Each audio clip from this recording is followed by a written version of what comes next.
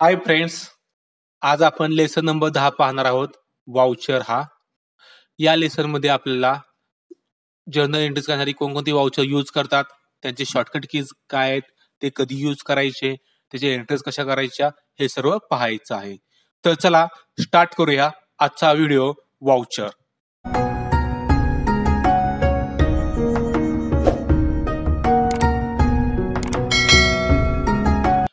आपण पाहूया वाउचर मधील पहिला वाउचर कॉन्ट्रा वाउचर.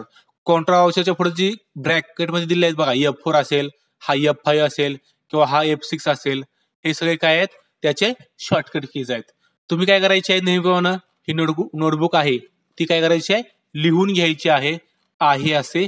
इथं बघा मराठी नंतर इंग्लिश मध्ये सुद्धा हेच वाउचर दिलेले आहेत. तुम्हाला इंग्लिशची गरज असेल तर तुम्ही इंग्लिश मध्ये पण लिहू शकता. तुम्हाला इंग्लिशची गरज नसेल तर फक्त मराठीत लिहिलं तरी चालेल. इंग्लिश मध्ये लिहिलं कंपल्सरी नाहीये, पण मराठीत कमीत कमी मराठीत कंपल्सरी लिहिलं पाहिजे.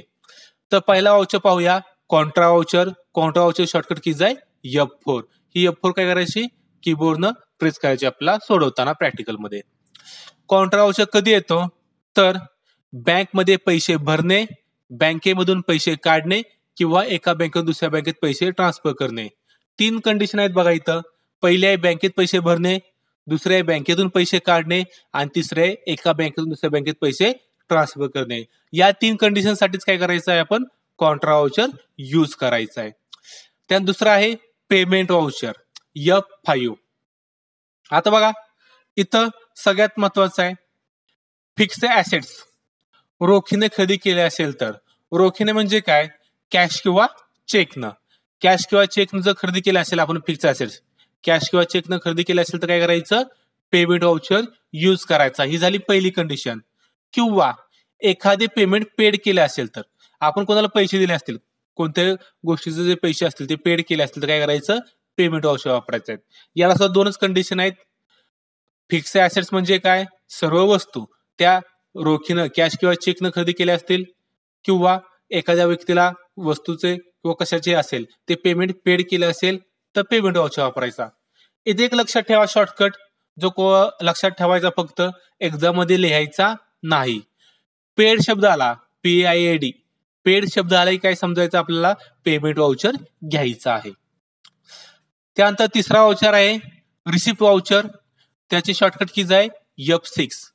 रिसिप्ट वाउचर कधी यूज करायचा, तर कोणत्याही कारणास्तव कंपनीकडे कॅश किंवा चेकने पैसे आले असतील तर.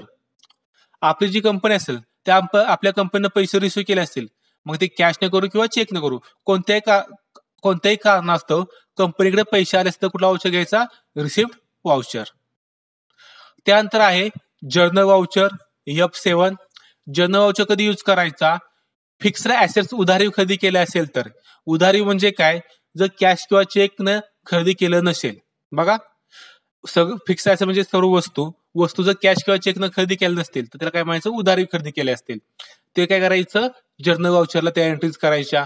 दुसरी कंडिशन काय आहे, परचेस रिटर्न, सेल्स रिटर्न आणि GST ऍडजस्टमेंट यांच्या एंट्रीज कुठे करायच्या, जर्नल वाउचरला करायच्या.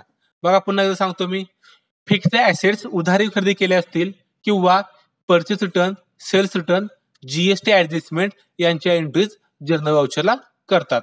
आता मी पुन्हा पुन्हा का सांगतोय, तर हे खूप वाउचर इम्पॉर्टंट आहेत. ज्याला हे वाउचर समजतात त्याला सगळा कोर्स समजतो. ज्याला हे वाउचर मध्ये कन्फ्युजन असतं किंवा समजत, त्याला पुढे काहीच समजत नाही.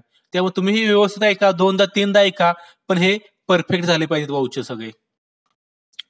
त्यानंतर येतो sales voucher. Sales voucher shortcut keys काय, F8. आता सेल्स वाउचर कधी यूज करायचा, फिनिश गुड्स उधारने किंवा रोखीने विक्री केली असेल तर. म्हणजेच काय, फिनिश गुड्स कसेही विकले असतील, उधारीने विकू किंवा रोखीने विकू, कसेही विकले असतील तर काय करायचं, सेल्स वाउचर घ्यायचा. फिनिश गुड्स म्हणजे काय, जो आपण माल विकतो त्याला फिनिश गुड्स म्हणतात, आणि ज्या वस्तू आपण यूज करतो त्याला काय म्हणतात, ऍसेट्स म्हणतात. आपली जी कंपनी सेल्स करत असेल ते फिनिश गुड्स असतात. ते सगळे काय केले असतील, विकले असतील उधारी किंवा रोखीने, तर कुठला ग्रुप वाउचर घ्यायचा, सेल्स वाउचर घ्यायचा. त्याची शॉर्टकट कीज काय, F8. त्यानंतर येतो परचेस वाउचर. हा शेवटचा वाउचर आहे 6वा, परचेस वाउचर. सेम जसं इथं सेल्स केला की सेल्स वाउचर येत होता फिनिश गुड्स, तसं इथं फिनिश गुड्स उधारी किंवा रोखीनं परचेस केला असतील, खरेदी केले असतील तर कुठला वाउचर येतो, परचेस वाउचर. याची शॉर्टकट कीज काय F9. लक्षात ठेवायचं फिनिश गुड्स उधारी किंवा रोखीने कसेही खरेदी केले असतील तर त्याला काय घ्यायचा परचेस वाउचर. अशा प्रकारे हे 6 वाउचर आपण बघितलेत ते तुम्ही पाठ करून ठेवायचेत. हे कंपल्सरी पाठ करणं गरजेचं आहे. त्यानंतर आता बघूया आपण इथं इम्पॉर्टंट नोट्स दिलेत. हे जे 6 वाउचर आहेत या 6 वाउचरवर इथं काय केलेत इम्पॉर्टंट नोट्स दिलेत जसं की तुमचं कन्फ्युजन होऊ नये म्हणून काय केलं त्या सेपरेट नोट्स तयार केल्या आहेत.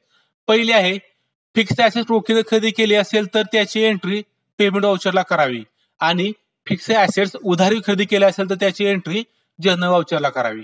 बघा इथं काय लिहिलंय तर आपलं जे ऍसेट असतील सगळ्या वस्तू असतील त्या रोखीने खरेदी केल्या असतील तर कुठे येणार पेमेंट वाउचरला आणि त्या जर उधारी खरेदी केल्या असतील तर कुठे येणार जनरल वाउचरला. आता इथं बघा त्यानंतर 4 नंबर आपण बघूया पहिल्यांदा 4 नंबरची 1 नंबर तर बघू 4 नंबर बघू आपलं कन्फ्युजन होऊ नये रोखीनं कशाला म्हणायचं आणि उधारी कशाला म्हणायचं. तर ट्रान्झॅक्शन मध्ये कॅश किंवा चेक दिला असेल तर त्याला काय म्हणायचं रोखीने केलेलं समजायचं आणि कॅश किंवा चेक दिलं असेल तर त्याला काय म्हणायचं उधारी केलेलं आहे. जसं इथं बघा दिले ट्रान्झॅक्शन इथं सेल्स गुड्स बाय कॅश इथं कॅश दिले म्हणजे काय केलं रोखीने केलंय. परचेस कम्प्युटर ऑफ ₹1000 इथं कॅश किंवा चेक दिलंय का नाही दिलं याचा अर्थ काय हे उधारी केलंय. इथं बघा कॅश किंवा चेक दिलंय का तर चेक दिलाय म्हणजे हे काय आलं रोखीन झालं. जर ट्रान्झॅक्शन मध्ये कॅश किंवा चेक शब्द असेल त्याला काय म्हणायचं रोखीनं कॅश किंवा चेक शब्द नसेल तर उधारीवर. तुमच्या लक्षात आला सर आता पहिली आणि चौथी. आता आपण दुसरी आणि तिसरी बघूया. जर पर्सनल यूज साठी कॅपिटल मधून पैसे काढले असतील बघा जर पर्सनल यूज साठी कॅपिटल मधून पैसे काढले असतील विड्रॉ केले असतील तर ती एंट्री कुठे करायची पेमेंट वाउचरला करायची. एक लक्षात ठेवायचं पर्सनल यूज साठी कॅपिटल मधून पैसे काढले असतील तर ती एंट्री कुठे करायची पेमेंट वाउचरला करायची.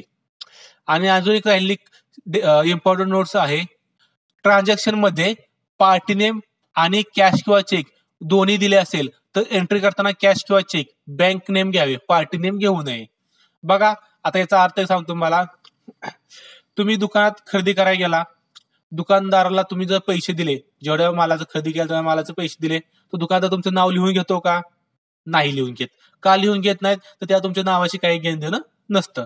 पण तेच तुम्ही दुकानात गेला आणि खरेदी केली आणि खरेदी केलेच पैसे दिले नाहीत तुम्ही म्हटला मी उधारी खरेदी करतो नंतर त्याचे पैसे देतो तर तो तुमचं काय करतो नाव गाव लिहून घेतो का तर त्याला ते गरजेचं असतं पुन्हा पैसे मागायला लागतात. सेम तसं तुमचं जे ट्रान्झॅक्शन असेल त्यात कॅश किंवा चेक दिला असेल म्हणजे कॅशनं पैसे दिले असतील किंवा चेकनं पैसे दिले असतील तर त्याचं नाव गाव घ्यायची गरज नाही किंवा घ्यायचं नाही. पण कॅश किंवा चेक जर दिलं नसेल तर काय करायचं कोणाकडून खरेदी केले किंवा कोणाला विकले हे पार्टी नेम काय करायचं तुम्ही घ्यायचं आहे. जसं की बघा एक एक्झाम्पल दाखवतो तुम्हाला purchase furniture from Ram furniture by cheque. इथं काय केलंय फर्निचर परचेस केले कोणाकडून राम कडून कसं केलंय चेकनं. आता इथं चेकनं मला पैसे मिळाले मग या रामची काय गरज आहे का मला गरज नाहीये. पण जरी तुम्हाला पैसे मिळाले नसते तर मी काय केलं असतं रामला रामचं नाव गाव काय असेल ते घेतलं असतं चेकच्या ऐवजी कारण की मला पैसे मिळाले नसतील त्यामुळं.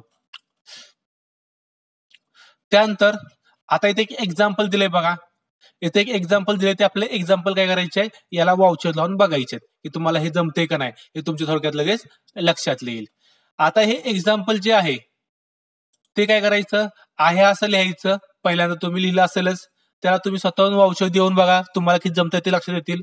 नंतर मी दिले ते कम्पॅरिझन करा. पहिला आहे purchase goods from Atul of ₹5000. आता बघा परचेस गुड्स केलेत परचेस गुड्स केले असतील जसं आपण पाहिलं होतं माल खरेदी केला असेल उधारी खरेदी करू किंवा रोखीने करू तर कुठला वाउचर घ्यायचा परचेस वाउचर. त्याच्या पुढे शॉर्टकट कीज काय आहे त्याची ती बघा इथे शॉर्टकट कीज दिलेत तुमच्या लक्षात येत नसतील ते तुम्ही बघू शकता. जसं इथं परचेसला काय दिली F9 दिली सेल्सला F8 दिली जी असेल तुम्ही काय करायचं घ्यायची आहे. इथं कुठं आलं इथं मध्येच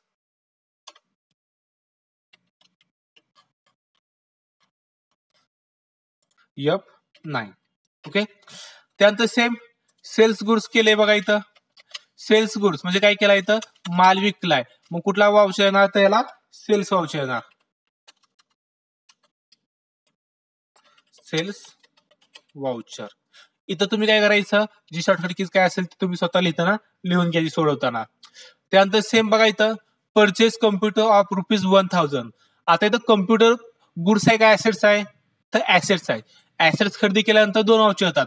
रोखीने खरेदी केली असेल तर पेमेंट, उधारी खरेदी केली असेल तर जर्नल.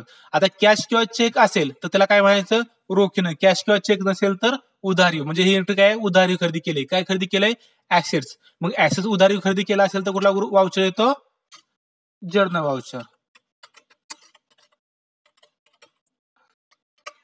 त्यानंतर बघा शेवटचे आहे ते एक purchase furniture from Ram furniture. इथं पण बघा फर्निचर काय ऍसेट्स आहे, खरेदी केलेलं आहे.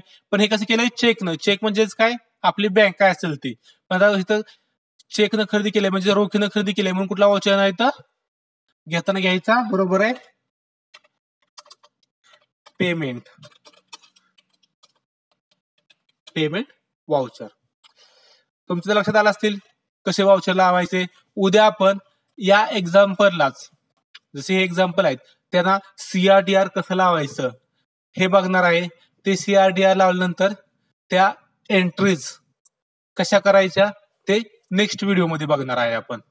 तर बघूया. इथं बघा खाली इंग्लिशमध्ये पण लिहिले आहेत.